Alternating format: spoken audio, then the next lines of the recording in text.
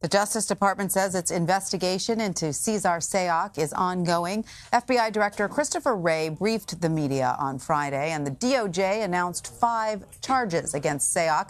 CBS News Justice correspondent Jeff Pegues has more.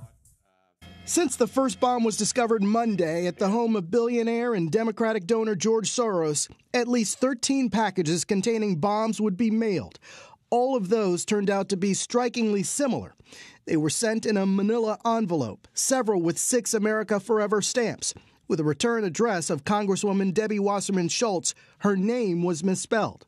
The investigation immediately kicked into high gear. The bombs, which the FBI referred to as improvised explosive devices, were sent to the FBI's bomb laboratory in Quantico, Virginia. There, within hours on Thursday, investigators found a solitary fingerprint from one of 2 packages addressed to Congresswoman Maxine Waters. Then they lifted DNA samples from 2 IEDs. FBI Director Christopher Wray. And once I knew that they had a print, I was pretty confident that we'd be able to find the right person. The FBI matched the fingerprint and DNA to Cesar Sayoc, and last night alerted law enforcement in Florida. Investigators used video surveillance near a South Florida postal facility to identify Sayoc. An electronic device was then used to ping and track his cell phone, leading to his location. This morning, they moved in. It took little over a day from the first fingerprint being detected to Sayoc's arrest. The FBI said today the bombs, none of which exploded, were not hoaxes. They all contained explosive material that could have ignited if exposed to heat or pressure. Investigators still don't know whether all the bombs that were mailed have been found. There may be other packages in transit now and other packages on the way. So we need the help of everyone out there, every citizen, everyone in law enforcement, everyone we've got. The Postal Service will be searching its system throughout the weekend. Meanwhile, Sayoc will make his first court appearance on Monday in South Florida. If he's convicted on all 5 of the charges that he's facing, he could get up to 48 years behind bars. Jeff Pegues, CBS News, Washington. Joining me on set to discuss the latest is Mike O'Neill. He is the former commanding officer for the NYPD Counterterrorism Unit. Mike, so great to have you here. Walk us through how law enforcement was able to locate and apprehend Sayoc, and where is he now? Yeah, I think as the events started to unfold, you had, which was helpful to law enforcement, scary for the public, but a lot of packages and a lot of unexploded packages, which would contain, from an investigative standpoint, a lot of probably trace evidence, latent prints. Hopefully, we would assume that maybe someone made a mistake making that many devices, and that is what happened.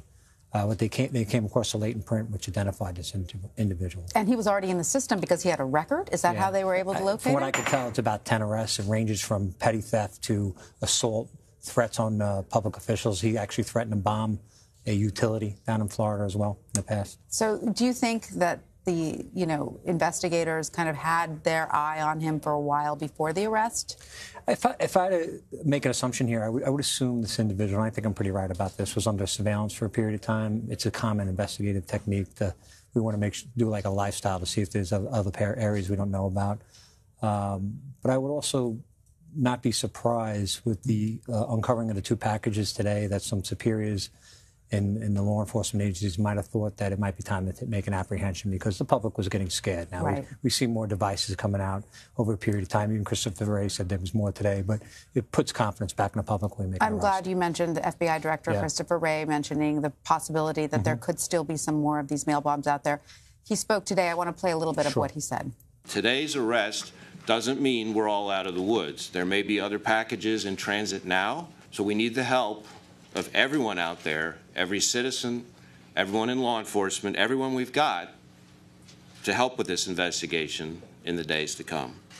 So, Mike, it appears we're not out of the woods yet. There may be more of these mail bombs in transit. How much longer, how many more days can we expect to be worried about them? Yes, I think 5 of the 13 went through that facility in South Florida. I think some of the others have reached their destination, but I think he's just not sure, and I think he's doing the right thing. Because, you also, when I started hearing the term hoax a lot, being played, and I never said that when I was being interviewed by anything, and he repeated that himself, Krista Ray. These devices were dangerous. Right, and people need to continue to be on alert. Right, exactly. So we want people to still be on alert if they see this package or something to alert us. But I'm hoping it's nearing the end, the packages. Let's talk a moment about the suspect's van, Sayoc's van. Sure. We saw images of it. It was covered with political propaganda. Yes. There is one report out there, not confirmed, that perhaps he was actually living in the van. We can see there FBI is covering it with a tarp, presumably to take it in for evidence. Yeah. What does everything that you've now seen about this individual tell you about the suspect? Yeah, I mean, this political propaganda, people supporting their client, they're supporting left, right, whatever it might be, but some of these images are very disturbing, particularly the ones that I looked at with the crosshairs on the political figures. That's, to me, especially in the law enforcement profession, I would say, well, are you trying to incite violence against them? Or should I think it deserves a conversation at the very least. If I saw something like that, say, what's the intention of this? You have a right to put these up there, but are you So do you think this van sitting around, Plantation, Florida, with all of that imagery on it, some of it quite violent, as you mentioned, do you think concerned local citizens had probably flagged him to police I'm long not sure, ago? because the political discourse, I think we'd all agree, has been at a very high level for a period of time now. And some people, just normal, average Americans, I would say, would chalk it up as... So would you say we should not, though, dismiss this sort of thing when we see it? I think, it's sort of beyond the pale? I think you have to take everything in context. If you see an aberrant behavior like that, and you see kind of threatening images like that, sometimes it's worth a call to the police department. Let a professional make a decision about this, where they can look at it. And when I say conversation, I'm not saying someone gets arrested.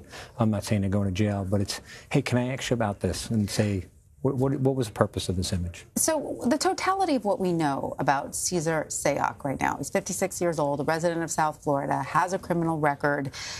Some of the images that he's posted online and on his van are disturbing and violent. But there are some other accounts we've heard that he is a recently registered Republican, that some of this political fervor is rather recent in his life. Does all of this tell you that perhaps he's mentally unstable? Yeah, I mean, I think we could make an assumption. I'm not a professional psychologist, but that this behavior in and of itself is not from a stable individual.